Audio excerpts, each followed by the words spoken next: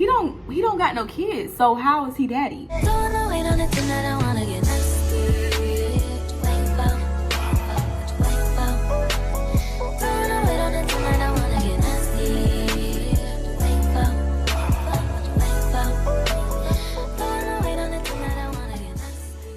The time of the video, your girl is back again with another story time. If you to my channel, hey girl, hey. And if you're a returning subscriber, I don't even gotta say nothing because you know what's up, I know what's up, we know what's up, and that's on way, that's on period. And Mary had a little lamb. As y'all can see by the title of the video, today I'm gonna be telling y'all about the time I found out my ex-boyfriend was cheating on me. So y'all, he was cheating on me the whole relationship, but I didn't find out until like a year later. So before we get into this video, go ahead and like, comment, and subscribe because your girl trying to hit 50K and the views are there, but the interaction in the comments are not there. So make sure y'all like, comment, and subscribe. Without further ado, y'all know, bitch. So y'all already know in order for any of my story times to make sense, I have to give y'all a little backstory. So this happened around the time I was working at the Hood call center. So I should have just known not to even talk to anybody at this call center or even associate with anybody at this call center. But y'all know when a guy is persistent, you just feel like maybe I should give him a chance because he's doing a lot. So he deserves a chance. And the answer is no, never give him a chance, y'all. So in that story time, I named him Bummy. So we gonna keep the same name. So I had just got the job at the call center and I had to be in training for 12 weeks. And Bummy was in my training class. Like I mentioned, y'all, nobody in my training class was like, I don't know, no one really caught my eye. Like my type was not in my training class. And I knew Bummy wanted me since the day I started this job, just simply because we would always make eye contact. But anytime he would look at me, I would kind of just look away because like I said, he was not the typical type, y'all. And I do want to mention, y'all, we didn't just work together. We actually lived in the same apartment complex. I found that out like after, I think probably after the first week of talking to him. So at first I was just dodging him, telling him like, no, I'm not interested because like I said, he wasn't my type. He was I think he was like 5'8", 5'9". He was light skinned. He had a little fade going on. He was giving like very much baby face, no beard. I think he had a little something. He had a mustache, but he didn't really give a grown man. And y'all know my type is chocolate, beard, with a little height on him, but he wasn't really giving that. When we first started talking, like he was like, can I take you out on a date? Can I do this? Can I do that? Y'all, he was just coming at me the right way. So eventually your girl gave in, and that was the first mistake, y'all, because it's just like when a man is applying so much pressure and your initial thought is not to talk to him, just keep it at that, y'all. He was like a roach and I was spraying spray on him, y'all, but this man wouldn't die. Like when I say I had rejected him at least, I want to say 50 times. On 50 different occasions, he asked me out on a date, or he asked to like take me somewhere, or he just asked for us to hang out, and I kindly said no. And I did mention Bummy would be at some of these outside, what is it called, these socials that we would have, like these little work socials. Bummy would be there. So we seen each other frequent. We seen each other in work. I seen him in socials, and I used to see him occasionally when I would go check my mail because we lived in the same apartment complex.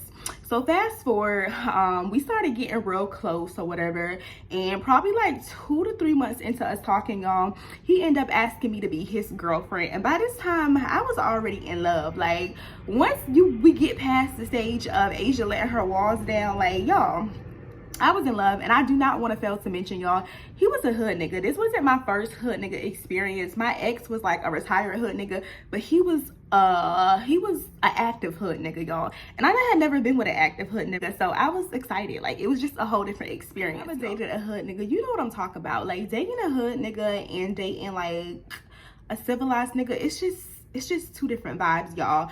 So after he officially asked me to be his girlfriend, I was hooked. We was like together every single day. Like I said, we worked together. We lived in the same complex. At this point, I technically lived with him because like if he wasn't at my house, y'all, I was always at his house. And we used to take our breaks together. So this day, it was like a normal day, y'all. We went on break together, and usually during our breaks, we would just go sit in his car, listen to music, just, you know, vibe out. So this particular day, we in the car or whatever, and somebody calls his phone, and his phone is connected to the aux, but he didn't know that. So he answers the phone, y'all. A female's voice comes through the speaker, and she's like, "Daddy." And I'm in the passenger seat, y'all, and I hear this, and I'm thinking, "Daddy, he don't got no kids, so how is he daddy? But I'm not saying this out loud, so I hear this and I'm trying to like play it off. So I'm trying to play like I didn't hear it because the speaker wasn't turned up, y'all. The daddy was kind of faint. It was like daddy. So I look at him or whatever. He hurry up and end the phone call. And I'm like, who is that? So he acts like he's calling the number back, and he was like, I think that was my sister, and she must be at my dad's house. And I'm just like, no, it sounds like a female. Like, that don't sound like your sister, y'all. And by this point, this probably happened like probably no more than like 3 months into us dating. So I pretty much knew all of his family, and it didn't sound anything like his sister. So I'm just like, who is that? So I'm pressing the issue a little bit, and he's just like, nah, that's my sister. She must be at my dad's house. I'm gonna call her back later. So what the fuck is you talking about? And I didn't think too much of it because prior to this, y'all, I had never had any inklings that he was cheating or he was, you know, moving shysty or just moving reckless. So I let that slide, y'all. Fast forward to like a few months later, it's probably like 6 months into our relationship, and I end up finding out his nigga had a baby. And I'm not gonna go too much in detail on this part because I do have a whole dedicated video on how he hit his baby and how I end up finding out he had a baby, but I'm gonna just give y'all a little spiel. So one day I was at his house, y'all, and I'm chilling and he's in the shower, and this particular day I noticed that there was a baby picture on his dresser. And y'all, I had never seen this picture on his dresser before. So I'm looking at the picture, and I'm just like, no, there's no way that this is him when he was a baby. Because y'all, at the bottom of the picture, it said 2017, and we were in 2018 at this time. So I'm just like, I know you don't got no baby. Like, I started thinking crazy, y'all. I started thinking of all this stuff in my head. I'm like, maybe this his little brother, or maybe like I don't know, y'all. I just started thinking crazy. So when he get out the shower, of course I question him, and I'm just like, who is this? Like, who is this ugly little boy in this picture? Like, who is this? And he was just like, that's my son. So I'm like, son, you ain't never mentioned no son until now. And at this point, y'all, we six months deep. Like, in this point, I'm in love. Like, I love him. So, and I ain't know about a son. And at this time, and I'm still like this to this day, y'all, I do not date men with kids because I don't like to deal with the baby mama drama. And I just prefer not to date a man with a child. So the fact that I didn't even know he had a child and we were already dating for 6 months, I was just flabbergasted. I was just like confused. So we having a conversation and I'm questioning him. I'm just like, who is he and where did this picture come from? And the reason how I didn't know about him having a child for so long, y'all, because he hid it so well. Like, anytime I would come to his crib, this picture was never there. Like, he never had any pictures of him. He never talked about a son. I never seen any baby clothes, any baby toys. Like, y'all, I never seen anything. So he gave me this long drawn out story, and to this day I don't really know if this story is true, but he said that he ended up finding out that he had a son not too long ago. And I'm just like, nigga, how do you find out that you have a son not too long ago and the son is 1? Like, this was taken in 2017 and it's 2018. Like, the math is not mathing. So he gives me this story about how he was dating this girl. We gonna call her Stink. He was dating this girl and they broke up, and a year later, which is like around the time we were talking, she says that he gets a call from her mother, and her mother is saying that she's in the hospital giving labor. So I'm like, what? Like, that sounds crazy. So he's like, yeah, she never told me that she was pregnant. We had broke up months before, and she never told me about her being pregnant. We never had a pregnancy scare. Like, he's giving me all this information, y'all. This man even goes to the point to put his mother on the phone. He calls his mother, and his mother is explaining the story to me, and I was on the phone with his mother for like probably was on the phone for like a good hour, y'all, and she's telling me about it. And her story matches his story. And at the end of the day, y'all, I was in love with this man. So I just wanted him to give me a story that was going to equal me staying. Like, anything he was, y'all, basically anything he said, it was going to equal to me staying. But I just needed the stories to match. And the stories matched or whatever. And I'm not gonna lie, I'm pretty sure I left that night and I didn't talk to him for like a few weeks, or I tried not to talk to him for a few weeks because it was just a lot to take in. Although I knew that I was gonna take my nigga back because, like I said, y'all, I was in love with him. So during this period of where I'm trying to figure out if we gonna work it out or like what's going on, I'm trying to just cope with him having a child, this man will not let me go, y'all. Like I told you, we worked together.